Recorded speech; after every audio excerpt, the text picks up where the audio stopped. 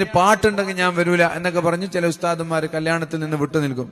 എന്നാൽ ഇതേ ഉസ്താദന്മാര് നാട്ടിലെ ഏറ്റവും വലിയ മുതലാളിയുടെ വീട്ടിൽ പാട്ടുണ്ടായ ആള് പോവും ചെയ്യും. കുത്തുബൊക്കെ ഒന്ന് സ്റ്റൈല് കൂട്ടി നന്നായിട്ട് കുത്തുപോകുകയും ചെയ്യും. ഗാനമേളുണ്ടെങ്കിൽ അവര് പോയിട്ട് നന്നായിട്ട് കുത്തുബയോ പ്രസംഗമൊക്കെ കഴിഞ്ഞ് നല്ല ഉഷാറായിട്ട് തിരിച്ചു വരും ചെയ്യും. എന്നൊരു പാവപ്പെട്ട ഏതെങ്കിലും ഒരാളെ വീട്ടിൽ ഒരു ഗാനമേളുണ്ടെങ്കിൽ ഞാൻ പോവില്ല എന്ന് പറഞ്ഞ് മാറിക്കും. അവിടെ ക്യാമറ ഉണ്ട്, അവിടെ വീഡിയോഗ്രാഫർ ഉണ്ട് എന്നൊക്കെ പറയും.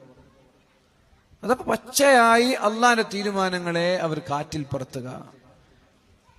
പണക്കാർക്കൊരു വിധി, പാവപ്പെട്ടവനൊരു വിധി. എല്ലാവർക്കും എല്ലാവരും തുല്യരാണ്. ഞാൻ ചില സ്ഥലങ്ങളിൽ കാണാറുണ്ട്, ഏതെങ്കിലും ഒരു പാവപ്പെട്ട ഒരാളുടെ നിക്കാഹിനൊക്കെ പോയാൽ ആ നിക്കാഹിന്റെ മുമ്പ് ഒരു 10 മിനിറ്റ് പ്രസംഗിക്കണം എന്ന് പറഞ്ഞാൽ ചില ആളുകൾ, ചില ഉസ്താദന്മാരെന്നെ നിക്കാഹിന് മുമ്പ് പ്രസംഗം പറ്റൂല എന്ന് പറയും. നിക്കാഹിന് മുമ്പ് പ്രസംഗം പറ്റൂല, നിക്കാഹിന് മുമ്പ് പ്രസംഗിക്കാൻ പാടില്ല എന്ന് പറയും. എന്നാൽ അതേ ആളുകൾ ഒരു വലിയൊരു മുതലാളിയുടെ വീട്ടിൽ നിക്കാഹുണ്ടെങ്കിൽ പ്രസംഗിക്കുമ്പോൾ അവർക്കൊരു കുഴപ്പമില്ല. മനസ്സിലായോ? ഇത് ഞാൻ കണ്ടതാണ്, ഞാൻ അനുഭവിച്ചതാണ്.